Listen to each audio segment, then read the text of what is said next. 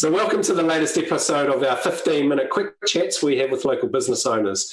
It's brought to you in partnership with Business Central, which provides its members with professional business support services. Today, we're fortunate enough to meet up with Stacia Jenson from Lilybee Wrap, which creates environmentally friendly beeswax food wraps.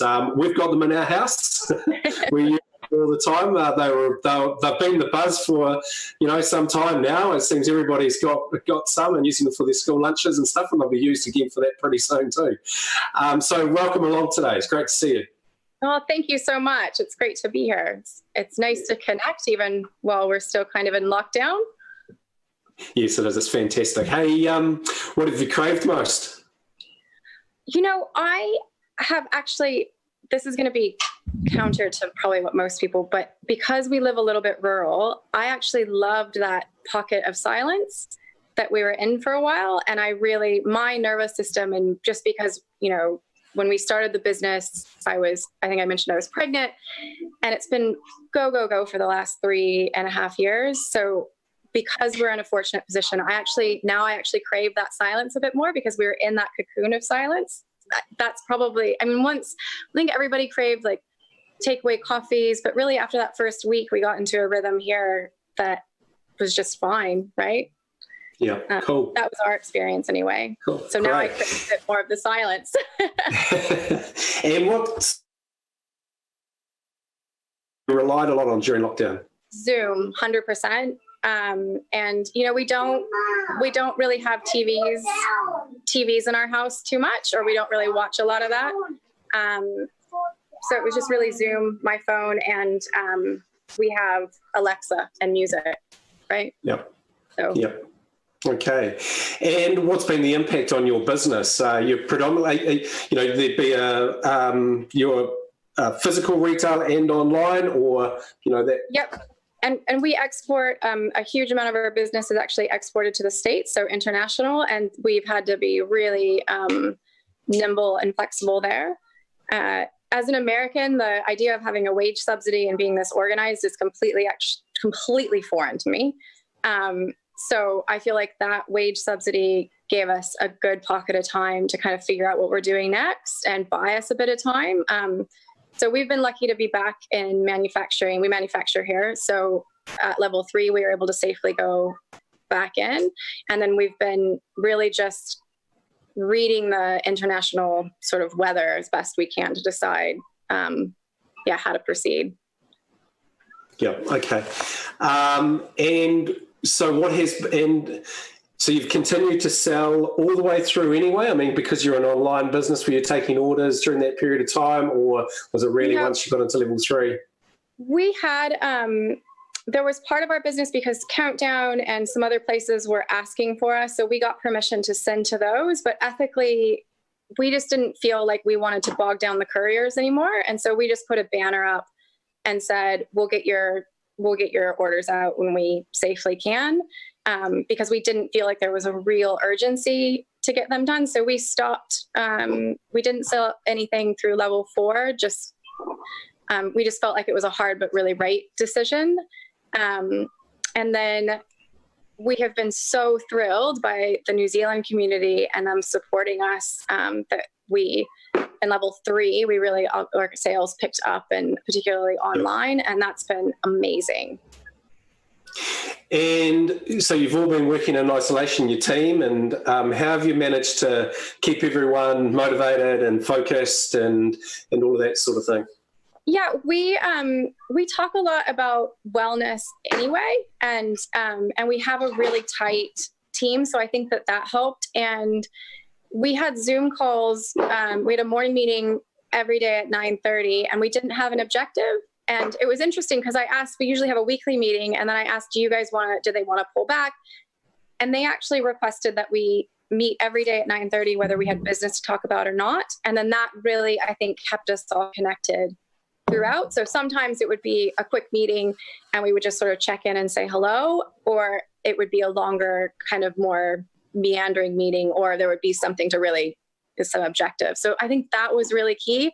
And I think we leaned into a lot of the values that we try to practice anyway. So I feel like we were kind of ahead of the curve. I heard about, we kind of had our, little level 4 bubble that we experienced, that we just kind of stayed connected to online. And I also go back to the States, and because we sell into the States, I'm often gone.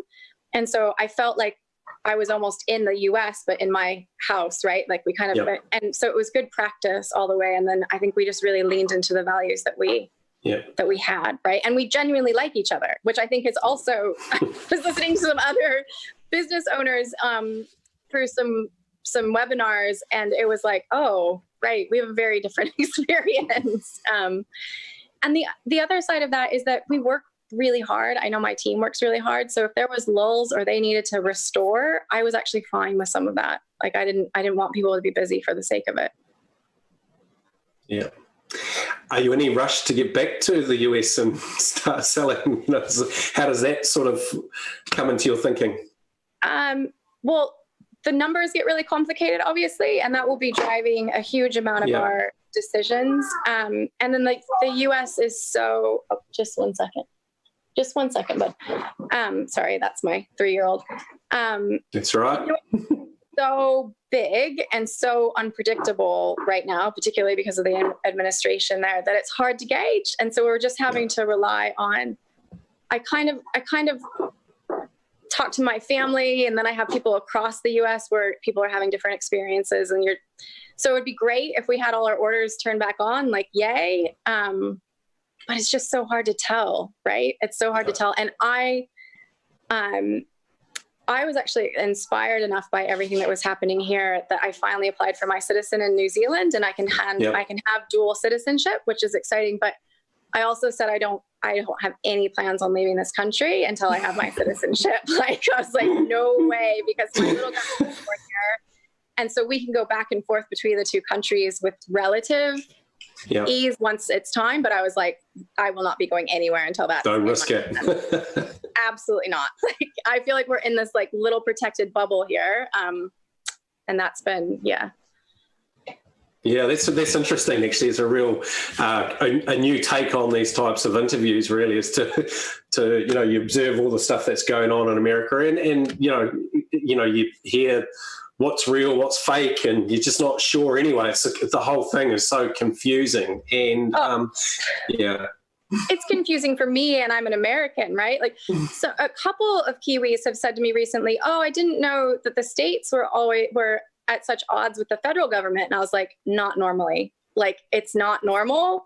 And people were like, "Oh, right, I didn't realize." And so there's a lot of abnormal things that are happening there for sure. Yeah. Will you be making any COVID-inspired products or designs or anything like that?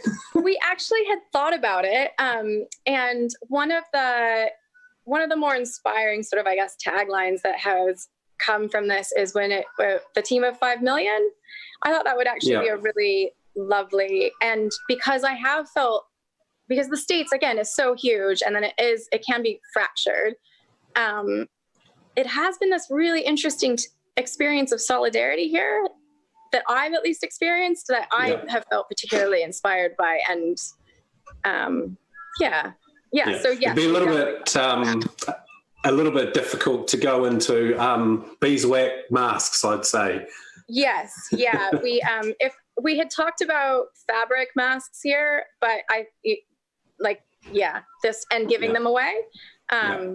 But no, I don't think we would do that. But there's a really good message around the wraps. I'm sort of stuck on this a little bit now, but the wraps are a protective layer. Yeah. And as you said, with that team of 5 million and stuff, it's the same sort of concept, isn't it? Yeah. Yeah, that is. I think that's a great parallel to draw. Yeah, that's really lovely. Yeah. Okay, and so going forward, we're now moving into level 2 and beyond over the next few weeks. How do you see the business in its recovery mode, or gearing back up to full capacity and that sort of stuff? What does that look like? Yeah, I think because we're not a big,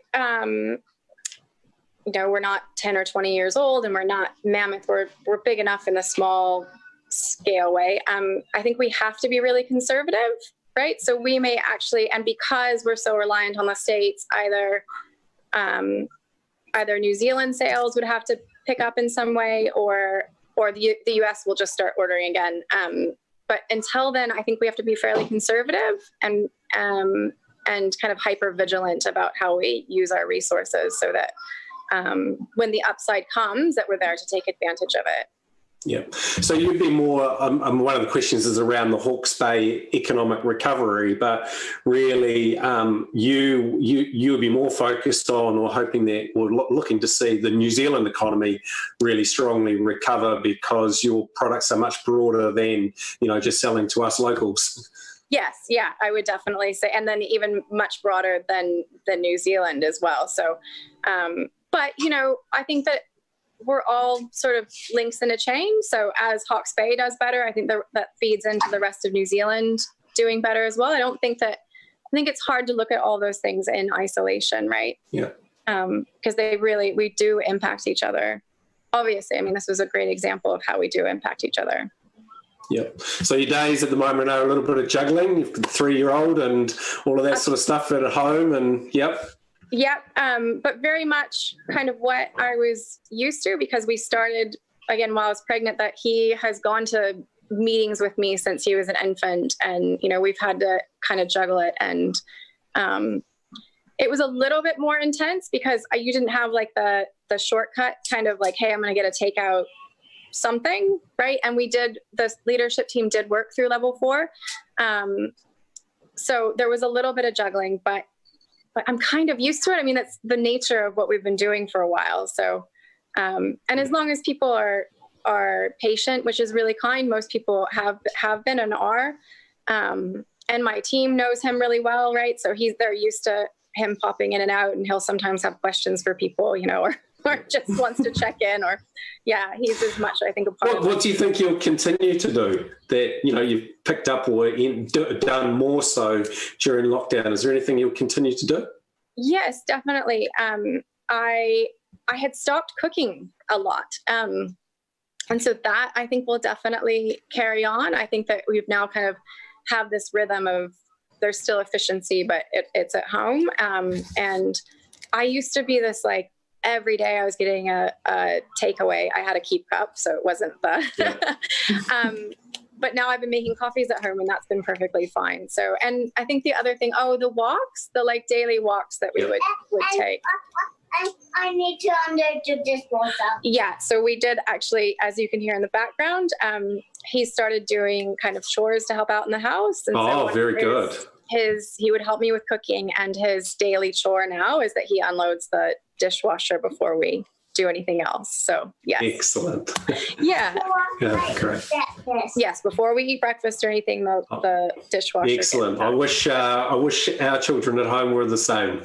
Yeah, it's actually been a good practice, right? And this explanation of like, why do I have to do this? And I'm like, because we're part of a household and we all contribute. Like, because we have to load the dishes too. Yeah. Hey, Stacia, look, it's been fantastic catching up with you today. Wish you all the best. I'm sure Lilybee Wraps will be wrapping their way around the world, in the next few months and stuff. So stay strong, keep calm, and be kind, and all of those sort of things, and be part of the team of 5 million. Yeah, thank you so much. It was a real pleasure. Great. Thank you.